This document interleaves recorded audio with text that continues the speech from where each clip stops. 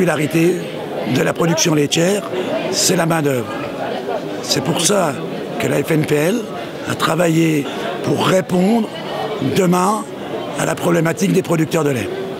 Le constat que l'on fait au niveau de l'interprofession laitière, c'est qu'il y a une évolution des exploitations.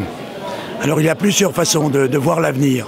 Soit la politique de l'autruche, on met la tête dans le sable, on ne regarde pas ce qui va se passer demain, ou faire le travail que l'on fait aujourd'hui, c'est de travailler pour éviter demain les écueils que pourraient rencontrer les producteurs via leur évolution de leur exploitation.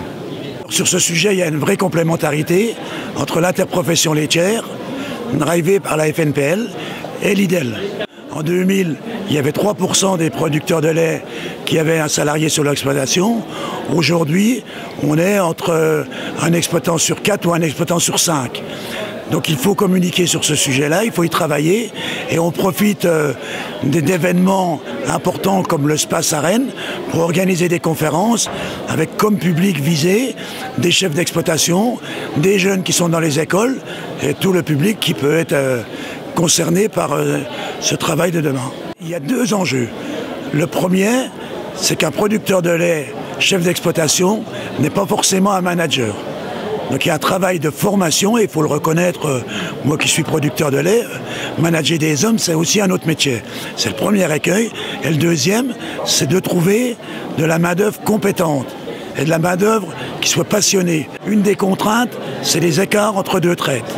Et une étude a été faite que de passer de 12 heures entre deux traites à 8 heures, il n'y a quasiment aucune incidence économique. Qu'on soit clair, on n'est pas là en train d'opposer salariat et installation. Un salarié, ça peut être aussi une situation alternative, j'allais dire, et qu'un salarié peut devenir associé d'exploitant.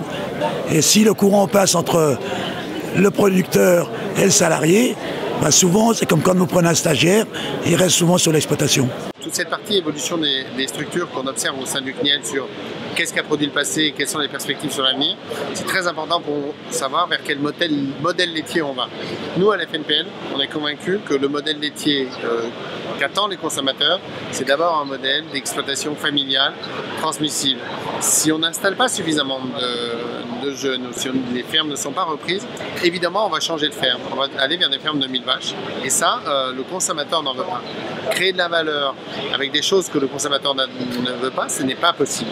À la FNPL, on a décidé de remobiliser l'intégralité des partenaires du pacte laitier pour que chacun fasse son travail, pour permettre aux jeunes qui veulent s'installer en production laitière de s'installer dans de bonnes conditions. De façon à ce que l'intégralité des jeunes qui sont intéressés par la production laitière bénéficient d'un environnement positif.